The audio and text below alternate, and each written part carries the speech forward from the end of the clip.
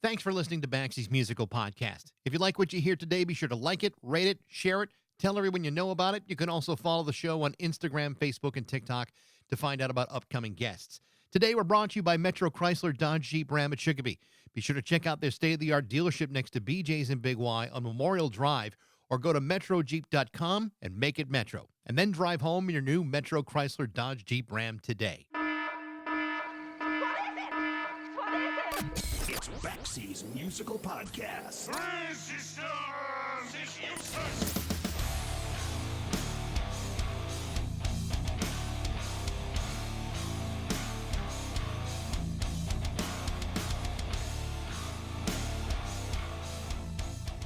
Here's an unfortunate part of the human condition. Too often, we're consumed by the things that we believe we cannot do. Anybody can talk themselves out of doing just about anything at any time and for any reason. The problem with that is it prevents people from being able to tap into their ambitions and seize upon opportunities. These internal conversations can sometimes prevent us from either discovering or cultivating our talents. They can sometimes squash our creativity and fortify a false sense of what each one of us are incapable of. If you believe in that voice, you run the risk of being relegated to a lifetime of unfulfilling stagnation. At least that's true if you're doing it right. On the other hand, there are also people who confront their limitations and use them to motivate themselves into doing the exact opposite of all that. These are people who refuse to be swayed by their own insecurities. These are people who use their creativity to succeed and accomplish amazing things regardless of the obstacles they face. And perhaps more importantly, they do it despite the doubts and discouragement of others. In other words, they're able to transform what might be seen as a limitation and turn it into a superpower. Of course, not everybody is just born that way. Sometimes it takes a lifetime of difficulty to make it happen. Some people are able to embrace their abilities at an early age, while other people take time and discover it later in life. Either way, that drive, ambition, and creativity can be found in every one of us if we're willing to get out of our own way and embrace the things that make each one of us unique. In 1994, for example, American jazz musician John Larkin released a debut single for RCA Records at the age of 52 under the name Scatman John. The single became an unlikely international hit, reaching number 3 on the UK singles charts. And while it only reached as high as number 60 here in the States, it reached number 1 in 10 different countries. The name of this unlikely single was called Scatman Ski-Bop-Bop-Bop-Bada-Bop. At least I think that's how you pronounce it. Either way, it was an unlikely single because it fused traditional jazz scatting with dance music. He then followed that up with a single called Scatman's World, the title track to his second album. Again, Scatman John struck the singles charts again, reaching number 1 in France, Belgium, Germany, Finland, Hungary, and Spain. What makes Scatman John's story so fascinating isn't just the fact that he was a 52-year-old pop star who was cranking out huge international dance hits. What makes his story so unique is what it took for the man to make this happen. You see, John Larkin was a man who struggled for most of his life with a debilitating stutter. And while many people might have perceived this as a significant impediment to a burgeoning musical career, Scatman John embraced his stutter by bravely confronting the topic directly in his music. This wasn't done as some sort of shameless novelty. This was done to prove that not only could he overcome his insecurities about his speech issues, but that it could be embraced, that it was acceptable, and that his undeniable talents could touch people's lives. But of course, it didn't necessarily come easy. Far from it. John Larkin's life story is one of addiction, abuse, depression, ridicule, and crippling insecurity. But then things changed, and that's when this story becomes something really special. The story of Scatman John is being told in an amazing new book written by Gina Waggott. Gina wasn't just a friend to Scatman John, especially in the final years of his life. It was a friendship that was built upon the kindness, understanding, and example he set as she tried to come to grips with her own issues with stuttering. It's an incredible story. To talk about it and about the book, Scatman John, the remarkable story of the world's unlikeliest pop star, is my guest today, Gina Waggott, on Baxie's Musical Podcast.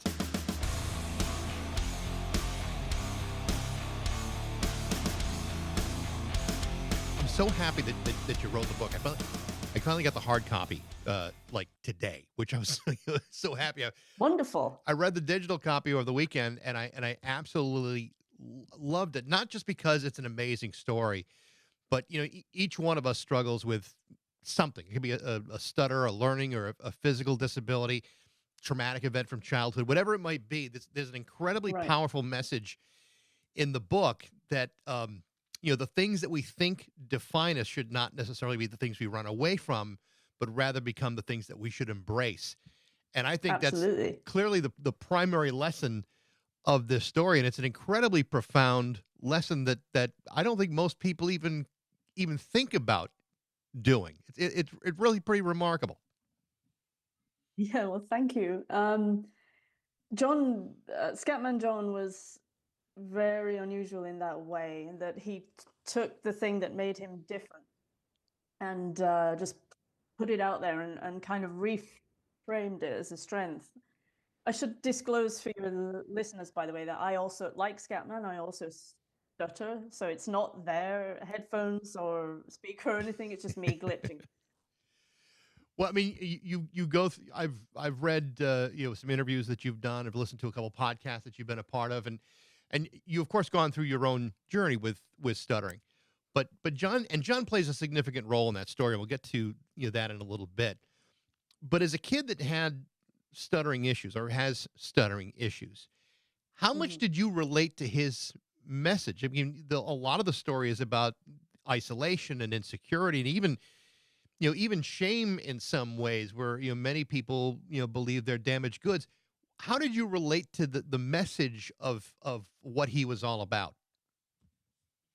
Well, to me, it was amazing to even hear a pop song mention stuttering.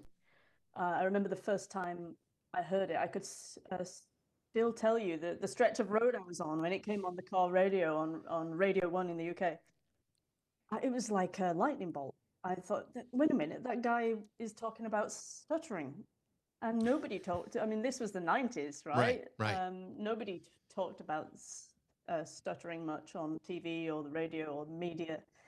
So immediate sort of, oh, this is representation, and it's positive because of what he was saying in that particular song. And so I kind of heard myself in him, and then I thought, I'm going to find out everything I can about this guy, right? He was like instant hero. And I remember, as a kid, all my friends had posters of Take That or uh, Backstreet Boys on their bedroom walls, and I had this old guy in a fedora. They thought I was nuts. I mean, it had to be. I mean, you were like 14 at the time. I mean, you're a young, developing teenager. I mean, it's such an important developmental time in a kid's life. But to hear that after spending the first 14 years of your life trying to figure out, well, where do I fit in the world because of what I'm Yeah, dealing with? I mean, I can't imagine how profound that must be for a young kid. it was, and I was really, I mean, 14 years old. I had a hidden stutter. I try not to hide it now, as you can hear, but I was able to hide it, and that's known as covert stuttering. But the result was, really low self-esteem. I was bullied severely as a kid. I'm sure many 80s and 90s kids will remember if that happened to you. Most of the time, you were just left to it. And of course, I have red hair, an unusual surname, so I was just a bully magnet. And so to hear something so positive in pop music was, I mean, it was a port in a storm. It was unbelievable to me. The name of the book is Scatman John: The Remarkable Story of the World's Unlikeliest Pop Star. Stuttering aside, John was a balding, middle-aged man who, after years of struggling as a remarkably talented jazz musician, had faced Hmm. all of these demons in his life, and some of it is rooted, much of it is rooted in the stuttering issues he dealt with. Yeah. But you're talking about like drug abuse, physical abuse, a series of legal problems, and the raging insecurity that followed him through much. I mean, he really is one of the most unlikely people to score an international hit. Never mind, two or three of them. But there's something Yeah. within him but in reading the book, I was like fascinated by. There's something within him that drove him to embrace all of that, run away from it, like we talked about. What do you think it was that drove him towards that? Is it just a matter of survival, or was it something more than that? I think survival is a good word. for that. He really had to hit rock bottom so he could bounce so high. I mean, John had a really, he used to call his childhood turbulent, but that's kind of really doesn't even begin to cover it. I mean, it was tragic. He not only had a very significant stutter where he could hardly get a word out, he was also a survivor of child sexual abuse. He was brought up in a kind of a strict Catholic household where there was a lot of, guilt. And feelings just weren't talked about. So I think he turned to the drink and the drugs as an escape. And he really, I don't know how he was alive to become Scatman. He should have died 9, 10 times over the amount of drugs he was taking. I Right. mean, he never did anything by half. So yeah, I think he was the descent was because he just didn't care if he lived or died anymore. It was, yeah, tragic really, because like you say, he had that in him to become something and completely turn it round and make it way more positive. And I think only somebody who's been through that can talk authentically about coming out the other side, as he tried to do in his music later on. So I think that's what still draws people to him today, is that they recognize he was sincere, he was authentic. He wasn't just talking about self-esteem and recovery and all that. He was actually living it. He had done it. Yeah. The book is not about you per se, but you do serve as an important part of the story. And I don't want to ruin how the book ends because Okay. it does reveal itself towards the end. But the friendship you have with him is actually really, really interesting because it really does begin with a letter. You talk about hearing him at the first time at 14. You did reach out to him, and remarkably, he returns the favor. Tell me a little bit about that. It's a really amazing story. Yeah, I mentioned hearing him on the radio for the first time, and I just became this huge fan. And of course, I was in the UK, he was in the US, even though he was way more popular in Europe. So in the early days of the internet, the good old days of dial-up, where you get the AOL CD and you load it up and wait about 5 hours for it to load. So I did that, and John, because he was just the kind of guy he was, had just filled in a profile online, and I found him in the AOL member directory, and I just wrote to him. And I thought, this isn't real. Someone's filled in this profile. It'll be it won't be him. But sure enough, it actually was. And so I emailed him. And to my great astonishment, my favorite pop star replies. And not only replies, but says, I'm going to help you. You need to address your hiding, your stuttering, your self-esteem, all the others. I understand all the other stuff that goes with it, and you need to join this support group, and I'm going to make sure that you go. I mean, it's unbelievable. When I look back, how lucky I was. Can you imagine? I was 16 then, 16 years old, and your favorite pop star intervenes in your life and basically talks you back from the brink. It was unbelievable. It's an amazing part of your story, and I've heard you tell it before. Again, 16, you're still beginning to mature. You're not even close to being anywhere near an adult at 16 years old. And to have that background, to have all of these things that you have lived through your stuttering and through the insecurity and isolation of it all, to have someone that level of understanding and that level of sincerity. I mean, you don't find that in anybody who may be living next door to you, never mind halfway across the world. I mean, that's, to me, that's just a remarkable stroke of luck that would have happened to you at that moment in your Yeah. life.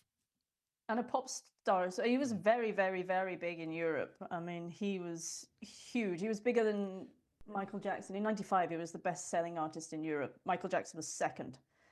So, I mean, he didn't, it's not like he was sitting around with a lot of time. And I think, even celebrities or musicians now could learn from that and think, okay, I have a platform.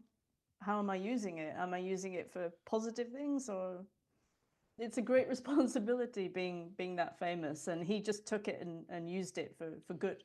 There's an incredible kindness and gratitude that emanates from John Larkin, and that's exceedingly rare in anybody. Never mind someone who's got a couple of international hits. And I get the sense it didn't just come from the fact that he was a pop star. It really came from something much deeper than that. In your conversation with him, because it did go on for much of the rest of his life for that matter, how deep did he get into his own struggles with you? Did you, I mean, obviously you wrote the book about it, but I mean, at the time, I mean, he died in 1999. How deep did he get with you in sharing his story? He was very open and honest, sincere. I was writing not just emails, but we also had like the instant messaging as well. And as soon as he realized that I was terrified of the phone, he gave me his number and said, "Call me." I mean, I wasn't going to say no, was I? So I called him, and I never forget the first phone call where I'm pretty sure he deliberately stuttered even more, and I was hiding mine. And I said, I think I let my stutter out for the first time in like years. And I remember him saying, "Oh, it's so beautiful to hear you stutter." And that was completely turning it around in my head. It's like, wait, what? So he was again turning it into a positive. And yeah, he was very open in sharing how his life had been. He did it in his lyrics as well. And of course, back then, no one really worried about kids writing to strange men in Los Angeles on the internet. But fortunately for me, he was just kind and open and not inappropriate. It was just totally genuine. See, my parents would have been more hung up on the international rate from from Europe to Los Angeles. That's where Yeah. they would have had a problem with it. Oh, I wasn't allowed to go on the internet. I had to sneak onto it before my dad got back from work. It's really interesting that the how he finds music in his life and how he finds his voice through music. Now, obviously it's a different part of the brain that controls music and speech, but the fact of the matter is not who stutters has musical ability. What I find to be really interesting is the realities of the music business are such that he could very easily have been dismissed as a novelty act, which he clearly wasn't, which is really unusual, and possibly the most surprising part of the story, that the people that were involved in his career were incredibly supportive of what he was trying to do. Music industry doesn't work that way most of the time, but it really did for him. And I thought it was like the most shocking thing about the entire story. Yeah, he looked out with a really excellent small indie label in Denmark called Iceberg Records. And initially, I think everybody knew that they were going into this at the beginning as a novelty. John could turn his stutter into scat singing. Let's put the scat singing over a techno beat and try and sell it. Because, hey, it's the MTV generation, it's the 90s, that's what we do. I know it wasn't so big in the US. It was technically Eurodance house music, which didn't really take off. So, but that was the intention going into it. But once John started talking about what the song actually meant, they just said, run with it. And, like you say, it's a much, much deeper story than what John's reputation still is, which is like a meme or a novelty act or a one-hit wonder, even though he had more than one hit. Whereas in reality, he was kind of living out this Greek tragedy while the rest of us were doing the Macarena. It's like, it's nuts. By all accounts, he was a profoundly talented jazz musician, and the ability to scat comes out through the stuttering, and even in the songs he talks about how closely they really are to each other. But the financial realities of jazz are such that that in some ways that may have been holding him back as well. You talk about putting scat over a dance beat. The fact that he, as a jazz purist, agreed to do that and was able to eventually see the benefit of it was a really brave step for a guy who had been playing jazz standards to that level for so long. It was a pretty brave move for him to do. It was. It was. I know that he was skeptical of electronic music because he said it doesn't have any real musicians in it. It's all sampled instruments. He says, "What is this?" But when it was proposed to him, the owner of his label, Manfred Zanger, suggested it to him, and I remember I spoke to Manfred, and he said, "I thought this is a jazz cat. He is not going to go for this. In fact, he's going to hate it." And so I think what he said to John was, "John, don't kill me. But I have an idea." And he waited for John to say, "What? No, I'm not doing that." But John thought about it. Yes, he was an avant-garde, Coltrane obsessed jazz musician, jazz piano player all his life. This was a completely alien world. But he thought, okay, well, who listens to this kind of music? It's kids. And I've had a horrendous childhood. And so if I can reach these kids and give them the benefit of what I've learned about myself in recovery, maybe I should do this pop song. And he was terrified when it went out, because all his life, the stuttering was a negative, and he thought, well, the press are going to not like this. I don't want to give interviews. You know, he was afraid, but he went for it in the small hope that it would help people. And here I am. I wouldn't be sitting here today if it wasn't for him. Obviously, it worked. Yeah. You know, I mean, Yeah. there's a bunch of, I don't know, I'm sure you've seen this. There's a bunch of videos on YouTube of reaction videos to Oh yeah, to his yeah. music. And it's hilarious, not because of the song, because the song is, I mean, it's like one of the catchiest damn songs of the 90s. But the reaction people have of watching him perform this in a, a highly produced video, it's like people are stunned, like they just can't believe what they're hearing. I mean, I remember hearing the song, a million years ago and thinking, wow, that's pretty cool. But and then you see him do it, like, Yeah. holy shit, this guy's. I mean, this is not some sort of trickery done in a production setting. I mean, it's a lot of the instrumentation is, but the talent is like, just completely off the hook. The fact he was able to do this.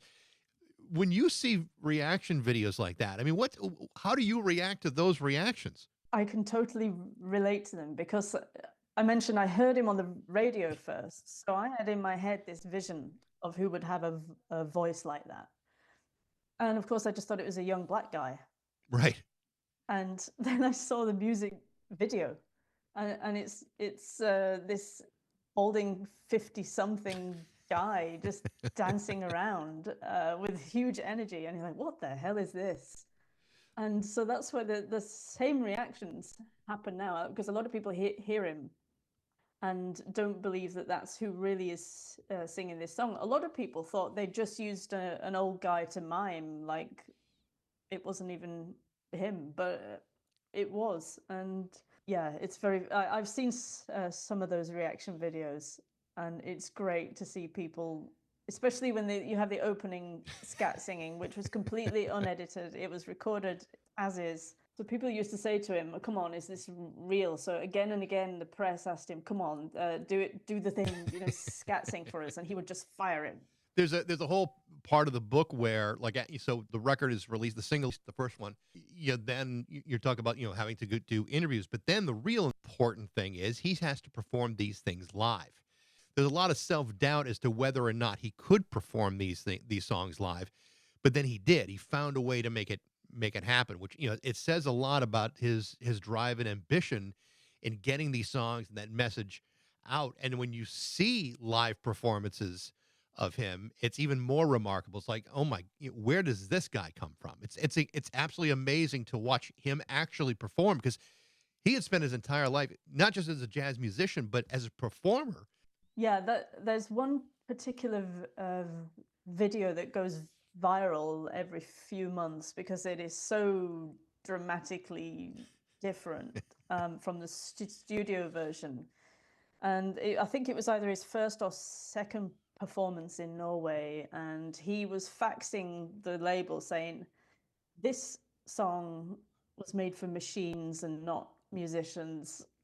It's a studio built song, as most 90s dance hits were. How can I perform this live? I'm going to make a fool of myself.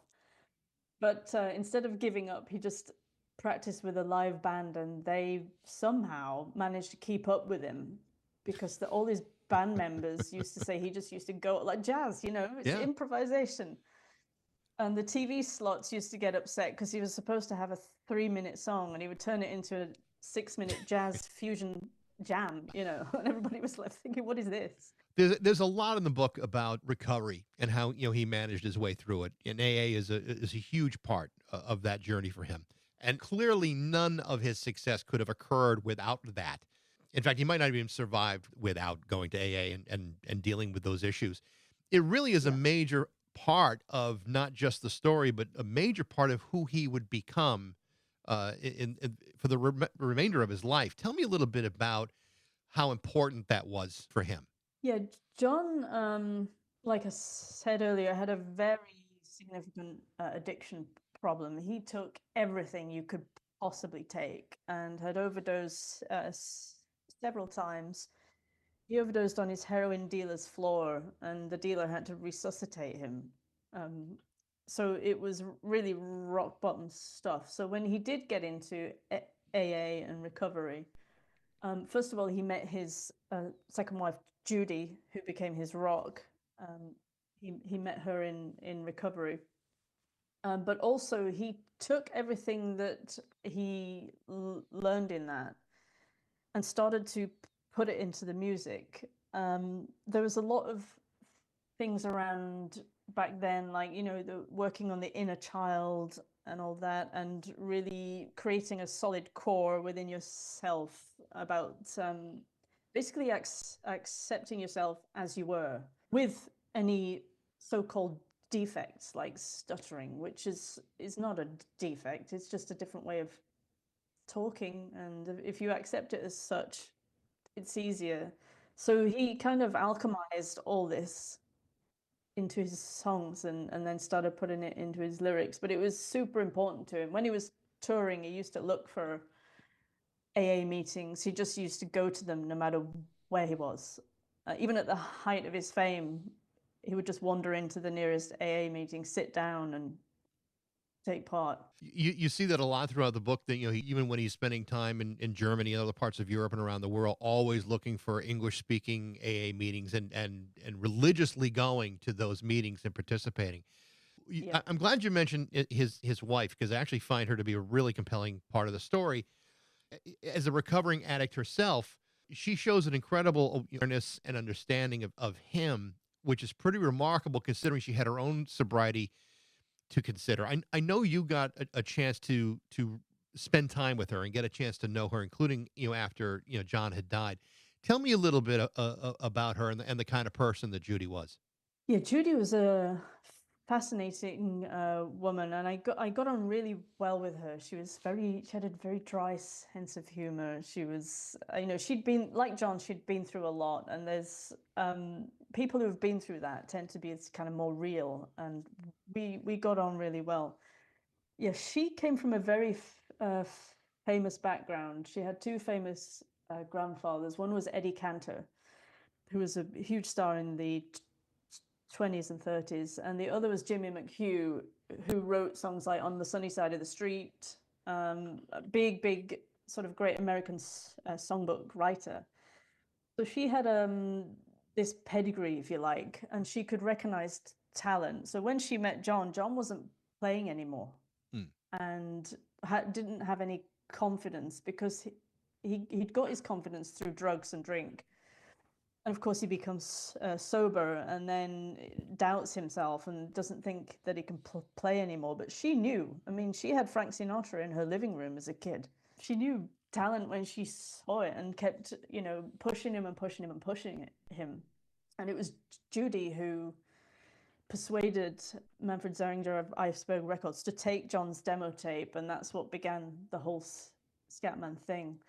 But yeah, she and I used to often talk about how great this story was and that it should be told. And after she passed 3 years ago, that was actually the trigger to write the book, because I realized everybody who knew John was going to pass away. And if he was alive, he'd be in his 80s now. Hmm. So That's an interesting part about this whole thing is that it appears as though the only person that could have told this story was you, and that anybody else that would try to tackle this could not have done, because I mean you had this personal relationship not with John but with Judy, and also the struggle of, and I don't want to say struggle because it's really not the appropriate word for it, but to have yeah, gone through the whole stuttering part of your existence. I mean, you are the right person to tell this story, and I think that's what is part of so wonderful about the book is like, well, who else could have told this? Only someone that has lived a part of the story. And I think that's really incredible that it wound up being you. yeah, that's really interesting, because I found when I started researching John's life, I was going through a lot of old documents, and he'd started like a memoir, completely unfinished, just bits and pieces. And I found one where he said, this is a story about the life of a stutterer, written by a stutterer, and only a stutterer could write this. But of course, he didn't finish it, and he didn't write it. And I knew at that moment it had to be me, because the you have to have the lived experience, otherwise how are you going to talk about how it affects you so profoundly as so many of us experience? I mean, some people who stutter are fine with it. Some of us, it nearly destroys your life. So unfortunately, I was one of the latter. So Yeah. I hope that it does reach other people as well. I mean, not just if you stutter, but anything different about you. Well, that's kind of the part about the recovery process that's really important. Any part of a 12-step program ends with helping people in their own struggles. And he did that, not just with you, but certainly you were not the only one. So I mean, I think that's an important part in all of this. His entire second career was all about helping people and getting people to understand that what we see, like we said in the beginning, that what we perceive as flaws are not that at all, but the building blocks of who we are. And I think that's it. Again, it's a profound message for people to understand, and it really does kind of lend to that step 12 part of the recovery process, that he's there to help people. But that really is a very big part of this story. It is. It's the element of paying it forward.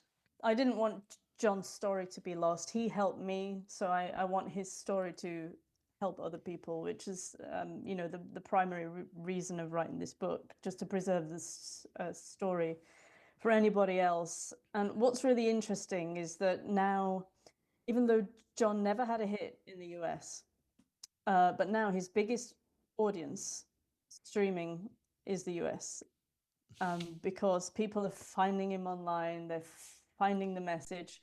I still run his website all these years later, and we get messages all the time from people, not just who stutter. There are other, neurodiverse people who have speech differences, or not even that. It's often people or kids who are just bullied or had a tough childhood, and they're finding the same message. And I think that's wonderful, because these kids were not even born when his records were out, and here they are getting the positive message. So I think that's wonderful. You talked in a lot of detail about the final year or so of his life when his health started to decline and he wasn't able to perform anymore and wasn't able to travel or whatever. I mean, he was very debilitated by all the physical ailments that had been building up over time based upon what he had put himself through throughout his Mm. life. Had he survived those health issues, where do you think he would have gone next? And what do you think his reaction would be to the reaction to his music? That's a really interesting question. I've asked myself that. What would he have done if he lived? I honestly think he would have gone back to jazz. Mm. He was already practicing weekly in his house he had a quintet. When he was alone at home, he didn't often compose or play his dance stuff. It was absolutely straight ahead jazz. And I'm pretty sure he would have gone back to that. And he was an outstanding jazz piano player. Really, really good. And some of his earlier recordings are coming out, and they're now kind of getting a following because he was so good. So I think, yeah, he would have turned to jazz. I think he would have wheeled out the Scatman persona when asked. Um, but I'm pretty sure he would have done that. He was also starting a foundation for people who stutter before he died. Unfortunately, it never got going because he got sick.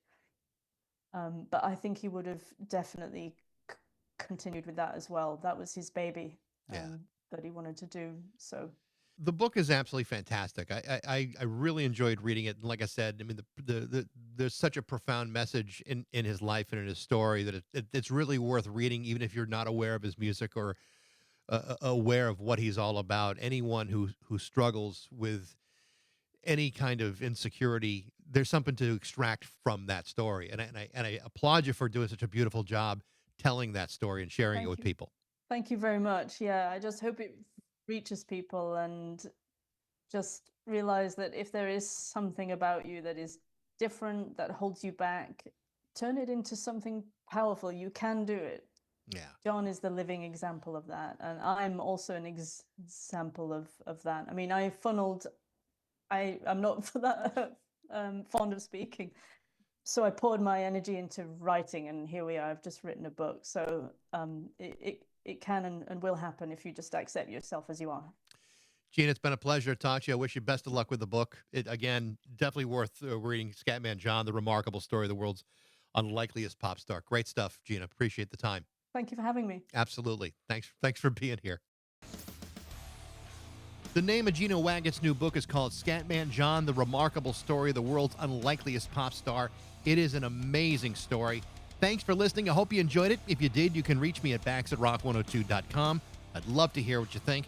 Thanks to Metro Chrysler, Dodge, Jeep, and Ram at Chicopee for their support, but most of all, thanks to you for listening to Baxie's Musical Podcast.